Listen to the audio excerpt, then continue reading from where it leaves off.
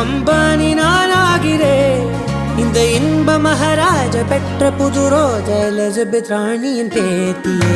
தாயே தாயே மகளன வந்தாய், தந்தை சிந்தை நலமுற வந்தாய்.